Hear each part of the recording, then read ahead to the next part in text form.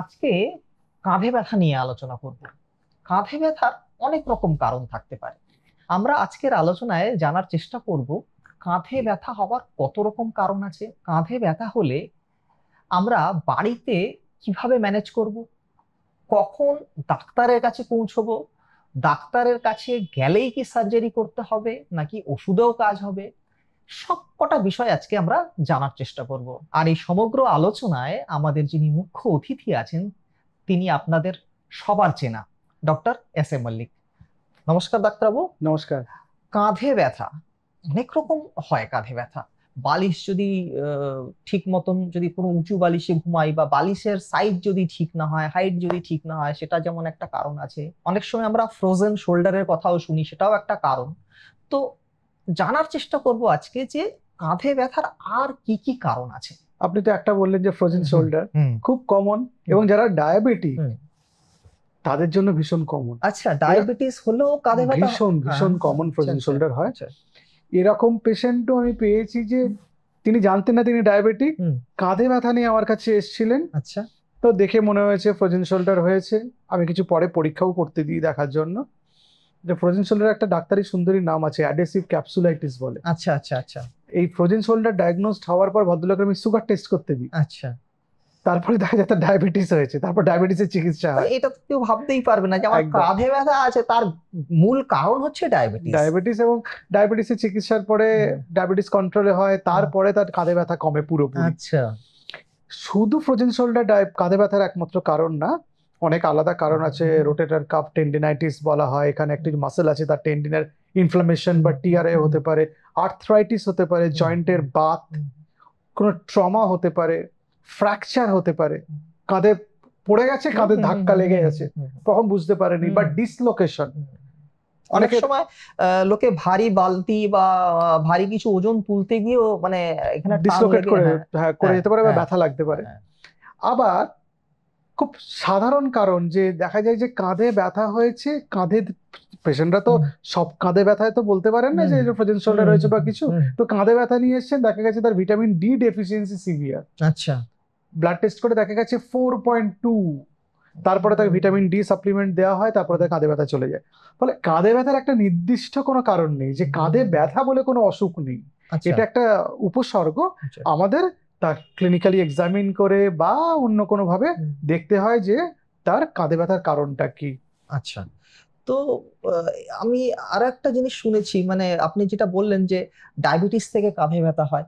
আচ্ছা, হার্টের অসুখ থেকে কি কখনো কাঁধে ব্যথা হতে পারে? হ্যাঁ, হার্টের অসুখ থেকে কাঁধে ব্যথা হতে পারে। আচ্ছা। বাঁদিকে সাধারণত হার্ট থাকে। আচ্ছা। যদি কারো বা কাঁধে ব্যথা হচ্ছে, তার সঙ্গে অল্প একটু বুকের দিকে ব্যথা হচ্ছে, বা হাতের আর্মের ইনার আর্ম, যে এই হাতের এই অংশটা তার ভিতরের দিকে ব্যথা হচ্ছে, হাতে অব্দি চলে যাচ্ছে নিচের দিকে, তাহলে কিন্তু এটা হার্টের, অনেক সময় হার্ট অ্যাটাকেও রেফার্ড পেন হয়। যেরকম চোয়ালে যায়, যেরকম গলায় যায়, যেরকম আপার অ্যাবডোমেনে যায়। আমরা সাধারণত হার্ট অ্যাটাকের ব্যথাটা কিরকম, একটা precordial chest pain, crushing kind of, এবং তার সঙ্গে কিছু সিমটম থাকবে, সোয়েটিং, রেস্টলেসনেস, এগুলো থাকে। কিন্তু বুকে ব্যথার সঙ্গে যদি কাঁধে ব্যথা হয়, হার্ট অ্যাটাক সাসপেক্ট করতে হয় এবং দেখতে হয় যে হার্ট অ্যাটাক হচ্ছে কিনা। এটা তো একটা ভালো জিনিস, মানে আমরা জানলাম আজকে। মানে আপনার কাছে যে এই ভদ্রলোকটি এসেছিলেন কাঁধে ব্যথার জন্য, তারপরে তার ধরা পড়লো ডায়াবেটিস। মানে আমি তো বলবো ওই ভদ্রলোক অনেক সচেতন যে উনি ডাক্তারবাবুর কাছে এসে পৌঁছেছেন। নাহলে তো অনেকে হয়তো হাত ঘোরাতেন, হয়তো একটা গরম শেক, ঠান্ডা শেক, বিভিন্ন রকম মলম মালিশ করে যেতেন, কিন্তু তার ভেতরের যে রোগটা সেটা তো ধরা পড়তো না। তো যাই হোক, আমরা এই ধরনের আলোচনা এই কারণেই আমরা করি, যাতে মানুষের কাছে এই ধরনের তথ্য বেশি করে পৌঁছায়, যাতে তারা যে সমস্যাগুলো বুঝতে পারে এবং ডাক্তারের কাছে পৌঁছায়। তো কাঁধে ব্যথা তো বুঝলাম এতগুলো কারণের জন্য হয়। তো এবার আমি যেটা জানতে চাইবো যে কোন ব্যথাগুলো সিভিয়ার, মানে ডাক্তারের কাছে পৌঁছতেই হবে। মানে এমন নয় যে বাড়িতেই আপনার সেঁক দিলে আপনার সমস্ত কিছু ঠিক হয়ে যাবে। ফ্রোজেন শোল্ডার ইত্যাদি গুলো একটু সেঁক দিলে ব্যথাটা কমে, কিন্তু মনে করুন কারো একটা ইনজুরি হয়ে ফ্র্যাকচার হয়েছে, আচ্ছা, বা লিগামেন্ট টিয়ার হয়েছে, আচ্ছা আচ্ছা, অথবা শোল্ডার, উনি বুঝতেই পারবেন যে সেখানে কোথাও না কোথায় কন্টাক্ট হয়ে ট্রমা পড়ে, বা শোল্ডার ডিসলোকেশন হয়েছে, যে হাতটার ঘোরাতে পারছেন না, মনে হচ্ছে এটা উঁচু হয়ে গেছে, ডিসলোকেশন। এই সব ক্ষেত্রে ডাক্তারের কাছে যেতে হবে। হতে পারে আপনার কোনো সার্জারি লাগবে, সেই যখন ডিসলোকেশন হয় কিছু কিছু ক্ষেত্রে অটো কারেকশন হয়ে যায়, অটো কারেকশন মানে স্পন্টেনিয়াস ওটা রিলোকেশন হয়ে যায়, সেরে যায়। কিন্তু যেসব ক্ষেত্রে সারে না সেসব ক্ষেত্রে তো ওটা অপারেশন করতে হবে, বা কারো অ্যাডভান্স আর্থ্রাইটিস হয়েছে শোল্ডার জয়েন্টে, তখন ওদের শোল্ডার রিপ্লেসমেন্ট করতে হবে, আর্থোপ্লাস্টি করতে হবে, সেই ক্ষেত্রে সার্জারির প্রয়োজন আছে। বা কোনো ক্ষেত্রে যদি ফ্র্যাকচার হয়, যে হিউমেরাল হেড, আমাদের যে হার্ট, এটা হাড় আছে এখানে, এই হাড়টাকে বলা হচ্ছে হিউমেরাস, এটার মাথা আছে একটা হেড, সেটার নিচে বা সেটার আশেপাশে যদি ফ্র্যাকচার হয় তাহলে সেক্ষেত্রে তো সার্জারি করতে হবে। আরো দুটো জিনিস আমি একটু জিজ্ঞাসা করতে ভুলে গেলাম, সেটা হচ্ছে মেন্টাল স্ট্রেস, আর আরেকটা জিনিস হচ্ছে স্পন্ডাইলোসিস। এই দুটোর কারণে কি কাঁধে ব্যথা হয়? হ্যাঁ, আপনি খুব গুরুত্বপূর্ণ একটা প্রশ্ন করেছেন। যাদের স্পন্ডাইলোসিস বা স্পন্ডাইলাইটিস আছে, সার্ভাইকাল স্পন্ডাইলোসিস, তাদের নার্ভ কম্প্রেশন যাদের ক্ষেত্রে হচ্ছে, যেহেতু আমাদের শোল্ডার জয়েন্ট এবং আপার ব্যাক, পিঠের উপরের দিকে যে নার্ভগুলো আসে সেখানে এই সার্ভাইকাল স্পাইন থেকে নার্ভগুলো বেরোয়, সেই ক্ষেত্রে নার্ভ কম্প্রেশনের জন্য ব্যথা হতে পারে। আচ্ছা। মেন্টাল স্ট্রেস যখন হয়, নেক মাসল স্টিফনেস বা স্প্যাজম হয়, তার জন্য কিন্তু শোল্ডারে ব্যথা হতে পারে। সুতরাং এই দুটো কারণেও হতে পারে, একটা হচ্ছে স্পন্ডিলাইটিস আর একটা হচ্ছে মেন্টাল স্ট্রেস, দুটোতেই আপনার ব্যথা হতে পারে শোল্ডার জয়েন্টের। সুতরাং সব ক্ষেত্রেই যে কোনো ফিজিক্যাল কারণ থাকতে হবে তা নয়, কিন্তু যে সবসময় তার একটা ফ্রোজেন শোল্ডার থাকতে হবে, আর্থ্রাইটিস থাকতে হবে, ট্রমা থাকতে হবে, অন্য কোনো লিগামেন্টাল টিয়ার বা তার একটা টেন্ডেন টিয়ার কিছু একটা হয়েছে, সবসময় যে থাকতে হবে তার কোনো মানে নেই। অনেক সময় এরকম পেশেন্টরা তো বলেনি, অনেক পেশেন্ট আমাদের কাছে এসে বলেন যে তার বুকে ব্যথা হচ্ছে, পরীক্ষা নিরীক্ষা বহু করে দেখা গেল কিছুই নেই, তার স্ট্রেস বা অ্যাংজাইটি থেকে হচ্ছে, তাকে অ্যান্টি অ্যাংজাইটি মেডিকেশন দেওয়ার পর ইমপ্রুভ করে গেল ব্যাপারটা। শোল্ডার জয়েন্টের ক্ষেত্রেও তাই, কাঁধে ব্যথার ক্ষেত্রেও তাই হয় অনেক সময়। আচ্ছা, তাহলে এই যে এত ধরনের কাঁধে ব্যথা আমরা শুনলাম, ট্রমা বা টেন্ডন ছিঁড়ে গেলে এটা তো এক্সারসাইজ করলে যাবে না, এটা আপনাকে চিকিৎসকের কাছেই পৌঁছতে হবে, এবং এটা এটা এমার্জেন্সি কন্ডিশন। তো বাকি যে সমস্ত কাঁধে ব্যথাগুলো আছে, তো সেই কাঁধে ব্যথাগুলোর জন্য আমি বাড়িতে কি করতে পারি? সাধারণ কাঁধে ব্যথার জন্য যদি খুব বেশি ব্যথা না হয়, গরম সেক দিতে পারি। আচ্ছা, সে প্যারাসিটামল খেতে পারি। আচ্ছা, খুব মাইল্ড পেন কিলার যদি কোনো কন্ট্রাইন্ডিকেশন না থাকে, মানে তার যদি শারীরিক কোনো অসুবিধা না থাকে, কিডনি রোগ ইত্যাদি বা হার্টের রোগ, পেন কিলার খাওয়া যেতে পারে, আইবুপ্রোফেন বা অ্যাসিক্লোফেনাক গ্রুপের ওষুধ, দেখে নিতে হবে সেসব ওষুধে অ্যালার্জি আছে কিনা। ফিজিওথেরাপিতে খুব ভালো কাজ করে। আচ্ছা, ইউএসটি, আল্ট্রাসাউন্ড থেরাপি বা ইন্টারফারেন্সিয়াল থেরাপি, আইএফটি, এগুলোতে ভীষণ শোল্ডার জয়েন্টে কাজ করে, যাদের ওই ফ্রোজেন শোল্ডার, এই ব্যথা বা স্টিফনেস বা শোয়ার দোষে বা পশ্চাৎ প্রবলেম, ভারী জিনিস ক্যারি করে এটা হয়েছে সেসব ক্ষেত্রে। আচ্ছা, এখানে একটু আমি আপনাকে ইন্টারাপ্ট করছি, সেটা হচ্ছে আপনি ফিজিওথেরাপির কথা বললেন এবং বেশ কিছু রেডিও ফ্রিকোয়েন্সি ট্রিটমেন্টের কথা বললেন। তো আমি দর্শকদের একটু জাস্ট বলতে চাই, মানে এটা আপনাকে একজন প্রফেশনাল ফিজিওথেরাপিস্টের কাছে যেতে হবে, এবং তাদের বেশ কিছু ডিভাইস আছে, যে ডিভাইসের মধ্যে একটা নির্দিষ্ট তরঙ্গের একটা সাউন্ড ওয়েভ বেরোয়, এবং যার মাধ্যমেই চিকিৎসাটা হয়। তো ফিজিওথেরাপির একটা পার্ট গেল।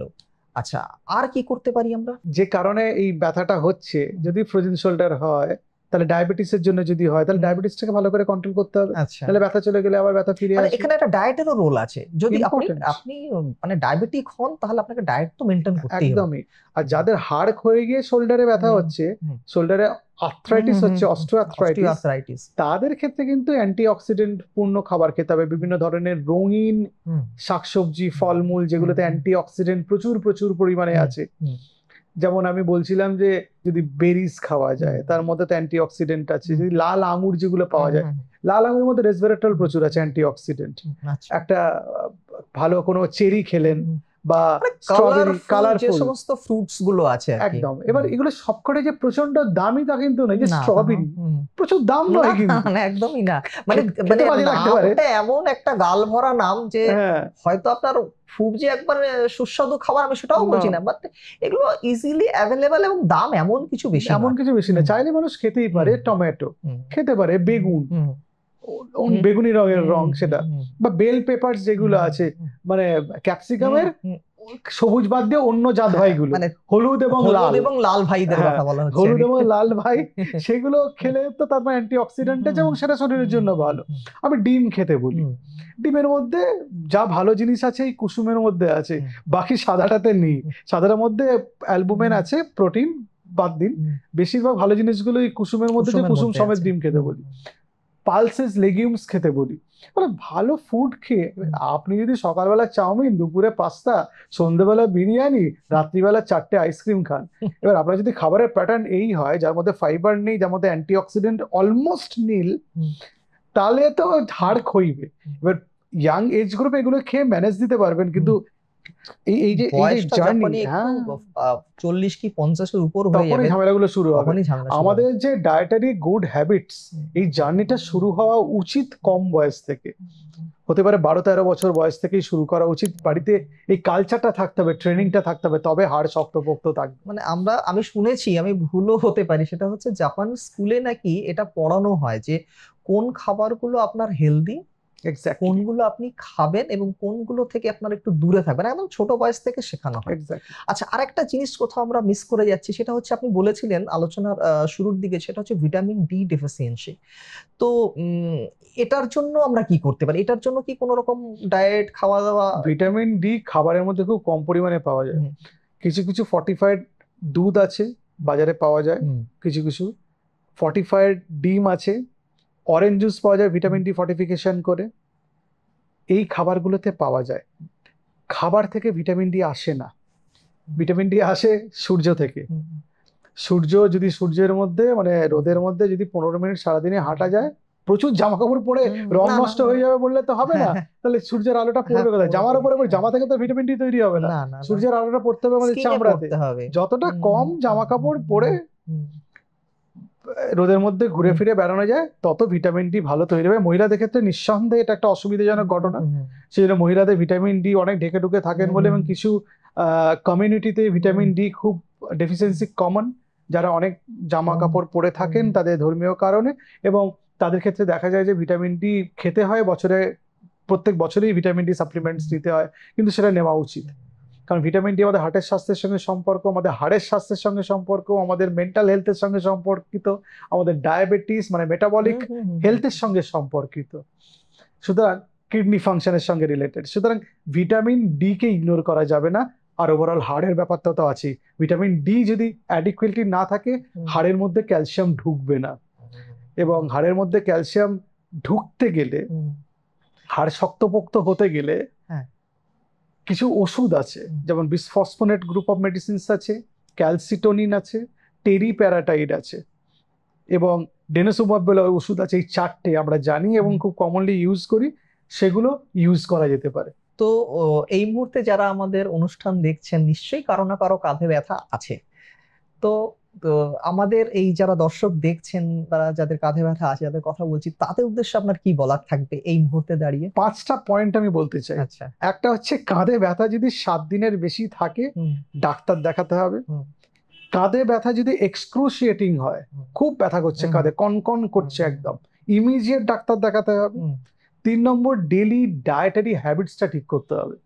মানে আমাদের প্রত্যেক দিনের যে খাবার দাবার সেটা ভালো করতে হবে, যে খাবার দাবারটা একটু আগে আমরা আলোচনা করলাম, খুব গুরুত্বপূর্ণ সেটা। 4 নম্বর, রেগুলার এক্সারসাইজ করতে হবে। কিছু স্ট্রেচিং এক্সারসাইজও খুব ভালো কাঁধে, জাম্পিং জ্যাক করলেন, হাতটাও তো মুভ করে, তাতে কাঁধের এক্সারসাইজ হয়। স্টিফনেস যাতে প্রিভেন্টেড হয় সেটা দেখতে হবে, এবং কোনো যদি ইনজুরি হয় তাহলে যেন রেগুলার এক্সারসাইজ করে। ইনজুরি হলো, অপারেশন হলো, আমরা ভয়ে হাত নড়াচ্ছি না, হাতে অপারেশনে প্লেট স্ক্রু খুলে যাবে বললে তা হবে না। হাতটাকে ঠিক করে মোবিলিটি সেটাকে মেনটেন করতে হবে। আর আমরা জানি না, সেটা হচ্ছে ধূমপান এবং অ্যালকোহল হাড় দুর্বল করে দেয়, এটা থেকে শত যোজন দূরে থাকতে হবে। বহু ভিডিওতে আমরা আলোচনা করেছি। এই 5টা জিনিস আমার দর্শক বন্ধুদের জন্য আমার বলার। মোটামুটি আমরা সব ব্যাপারটা নিয়ে খোলামেলা আজকে আলোচনা করলাম। থ্যাংক ইউ ডাক্তারবাবু, এত সুন্দর একটা আলোচনা আমাদের উপহার দেওয়ার জন্য। অসংখ্য ধন্যবাদ। তো আজ এই পর্যন্তই। হেলথ নিয়ে যদি আপনারা সচেতন হন এবং চান যে এরকম ভিডিও আপনাদের ফিডে নিয়মিত আসুক, তাহলে আমাদের চ্যানেলটা সাবস্ক্রাইব করে রাখুন। আবার দেখা হবে অন্য কোনো দিন, অন্য কোনো বিষয় নিয়ে।